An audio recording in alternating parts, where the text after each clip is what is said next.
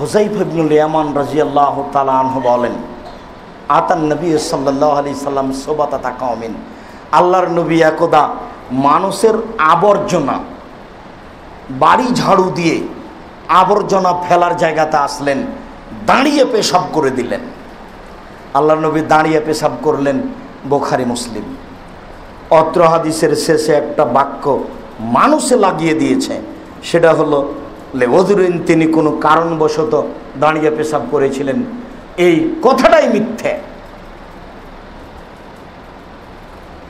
অনেক কারণ মানুষ উল্লেখ করেছে, তার একটা কারণ উল্লেখ করেছে, এমন একটা রোগ আছে মানুষের, মানুষ যদি দাঁড়িয়ে পেশাব করে তাহলে ওই রোগটা ভালো হয়ে যাবে, তাই আল্লাহ নবী করেছেন। এই কথাটা মিথ্যে। কেন তিনি দাঁড়িয়ে পেশাব করলেন? বসেই পেশাব করতে হবে, এটাই সুন্নাত। বসেই পায়খানা করতে হবে, এটাই সুন্নাত। মানুষের যদি বসার কোনো পথ না থাকে তখন মানুষ দাঁড়িয়ে পেশাব পায়খানা করবে, তার কাজটা জায়েজ।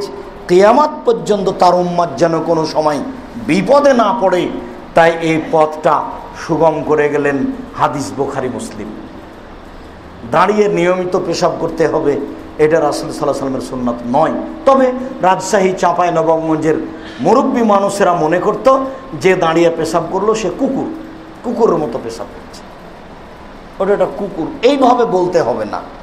দাঁড়িয়ে পেশাব ইচ্ছা করেই করতে হবে না যখন কোনো বসার পথই নেই। পানি হচ্ছে আপনার কোমর বুক পর্যন্ত, তা আপনি কিভাবে বসবেন? এমন এক টয়লেট যে আপনি তার বসতে পারবেন না, এমন বিমানে উঠেছেন সেখানে বসার কোনো পথ নেই, তখন আপনাকে কিভাবে পেশাব করতে হবে? তো যেভাবে দাঁড়িয়ে পেশাব করা সহজ হয় সেভাবেই করতে হবে।